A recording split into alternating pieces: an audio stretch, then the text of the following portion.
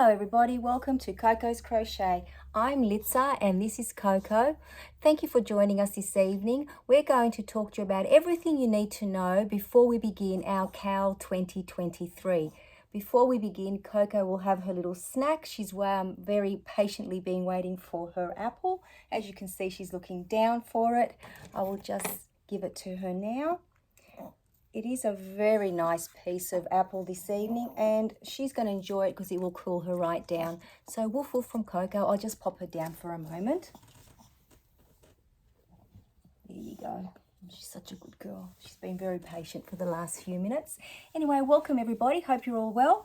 I just thought I'd come on this evening and give you all a little rundown of what we need before we begin our CAL for 2023, which will be beginning on the 7th of January. So it isn't very far away at all. I'm certainly very excited about it. We will be using this calendar to guide us with the color choices, and I'll chat about this a little bit later in the video, how we're going to use it.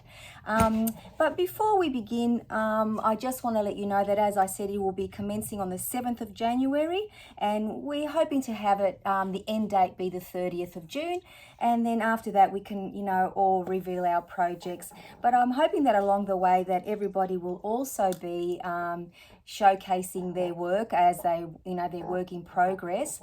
We'll create a hashtag on Instagram, so hashtag Coco's Crochet CAL 2023, and if anyone wants to, put their work in there, to show and share with everybody, and also please tag Coco's Crochet __ on Instagram, so that way I have a record of it as well. So that's just one way that we can share our makes, but also everybody's welcome. Whoever wants to can just send me an email of the work, and I can either keep it to myself, or if you wish, we can share that with everybody as well. So that's just one way that we can, make this a community project and just make sure that we're all in this together, which is the whole aim of the idea, and be, as I said earlier, be each other's cheerleaders. Now, let me just pop my glass on, because I have made some notes, because I certainly don't want to, miss anything out. So the first thing that we need to do is obviously decide on the weight of yarn that we want to use. So for example, I'll be using the USA Spot Saver, which is equivalent to about a 10 weight.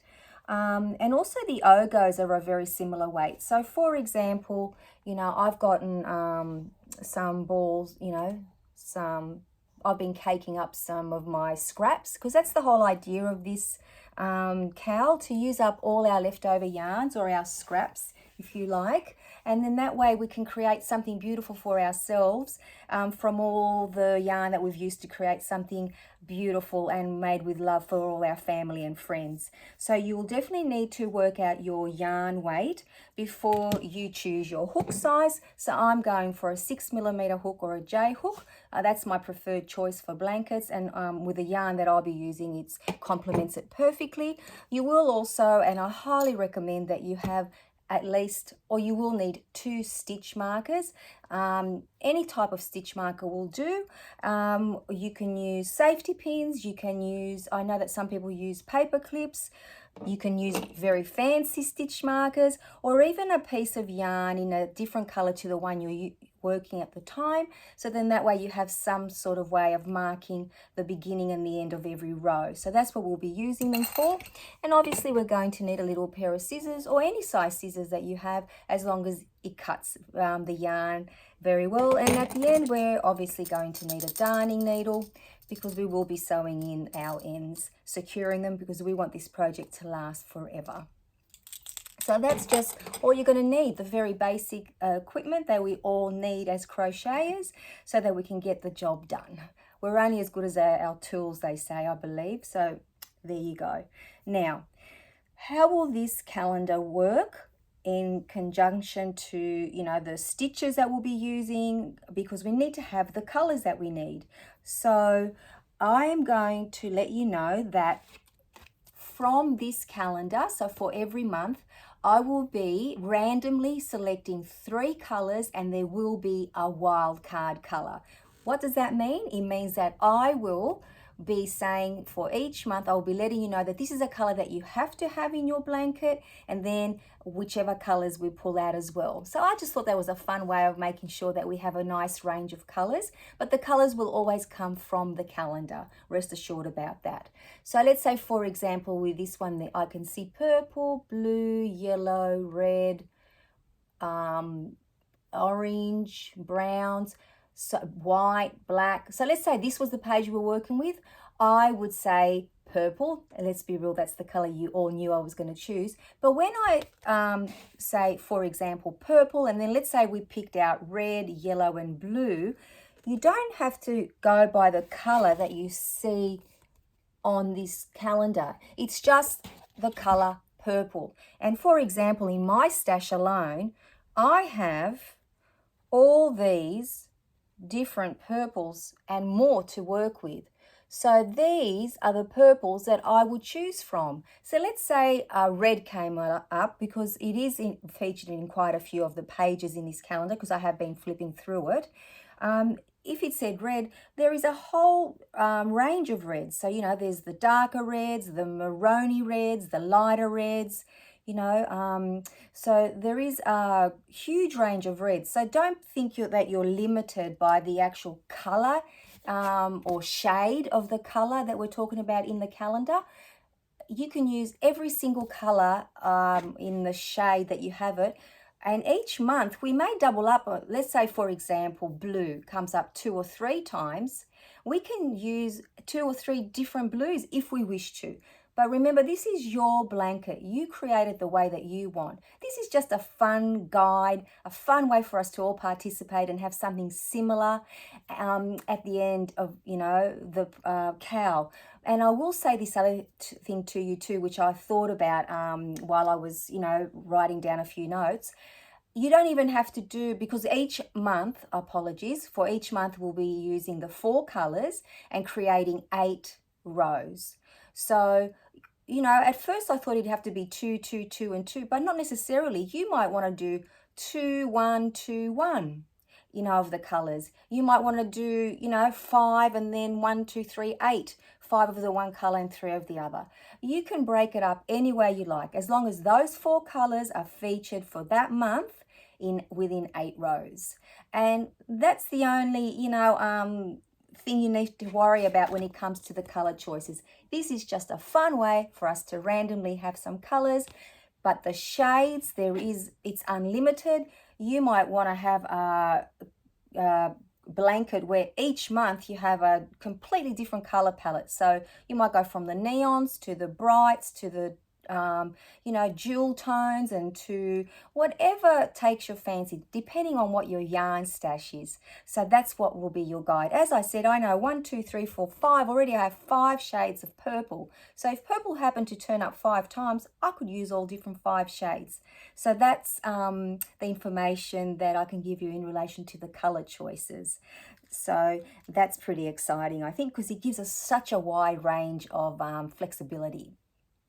Now, the other thing that I was thinking about, originally I did say that, you know, we could make a lap gan, just something for ourselves. But let's be real, you know, some of us might make something bigger, some might want something smaller. So the size will depend upon what you want to make in those 6 months. I will give you a guide as what I'll be doing. So I'm going to chain, so beg your pardon, I'll go back very, very quickly. What we do need to be mindful of though is that we need to chain in multiples of 6 plus 2. So for example, I'm going to be, and I've written it down, I'm going to chain 180, which is a multiple of 6, and then I'm going to add 2. So that's 182 chains I'm going to have. And then I'm going to use my 6mm hook or J hook, and I have done a guesstimate because I have made a little sample of the blanket, and I have made a guesstimate that if I'm using the 10-ply yarn and the 6mm hook, my blanket should be approximately 160 centimeters wide, or 63 inches, and the length of it should be about 120 centimeters or 47 inches. So that's a little bit of a guide if you want to use that, depending on the weight of yarn you're going to use, because in essence we are going to crochet 96 rows because it's 12 months that we'll be looking at the different colors, and 8 rows per month. So that's something to be mindful of. But that's only if you're going to create the stitch sampler blanket, which I will be working with and showing you, along the way, because a lot of people did express that they would have liked to, create a stitch sampler. I have put one together that is quite, I think it's interesting, but not at all, not beginner friendly. So anybody could do this. Doesn't matter how long you've been crocheting for, as long as you know some very basic stitches. So please be mindful of that. And on that note, I am going to put another video after this one, which is going to be a huge spoiler alert for those of you that wish to have a look at which stitches we'll be combining to create the stitch sampler blanket. Some of you might want it to be a complete surprise each month, which I totally understand. So it's your choice if you want to watch the accompanying video after this one. Now we will be doing the 8 rows every 2 weeks. We will be getting the new colors, which is another month. So we can finish it within the 6-month period. So that is something to be mindful of as well. Now let's all try, to get it done, as close to our target time as we can. But by all means, if you need an extra week, month, or the rest of the year, no issues at all. I just love the fact that we're going to be going on this journey together. So, be mindful that the next video will be a spoiler alert, but I'll make sure that I put it in the title so everybody is aware of that. Now, some examples of other blankets that you might want to make other than the stitch sampler is a ripple blanket. I think that would be beautiful. A granny ripple, the granny stitch, straight going backwards and forwards. The V-stitch, which is one of my favorite all-time stitches for a blanket. Some of you expressed that you'd like to make a corner-to-corner. Now, if you do make a corner-to-corner blanket, be mindful that you need to start decreasing when we get to the 1st of July. So, sorry, when I say the 1st of July, I mean the July month, which in actual fact will be the 1st of April in our timeline. But just remember, when you get to July, you need to start decreasing if you're doing a corner-to-corner blanket. Now, what do we need to also know? Oh, of course, if you want to make a blanket around the size that I made and you're using an 8-ply yarn or a bulky yarn, you'll have to adjust your foundation chain, the amount of chains that you make, and also the hook size. I know that goes without say, but sometimes it's nice to be reminded of these things. Now, another thing that we need to be mindful of, that we will be using turning chains when we're doing the stitch sampler blanket, and that will never count as a stitch. And this is why I think it's very important that we use those stitch markers, because we don't want to be dropping a stitch or picking up a stitch along the way, especially when we have a long length for our foundation chain. We just spoke about the stitch markers and also they help us create straight rows on our blankets, because we really do want that. So the width of it, we want it to continue for the length of the blanket. We don't want it to be going in and out wavy like that. And it also makes it easier when we put our border on it. So that's that. And the other tip that I have, and I do this all the time, every few rows, definitely go and recount your stitches, because I have been known not to do that in the past, and I have learnt from my mistakes. And then frogging your work is much more painful and more time consuming than actually just sitting there and on occasion, counting how many stitches you have and going, oh, okay, I've got this, especially with a stitch sampler blanket, because some of the fancier stitches, it's easy enough to lose count. And I will show you along the way how you can make sure that you don't drop a stitch or pick up a stitch.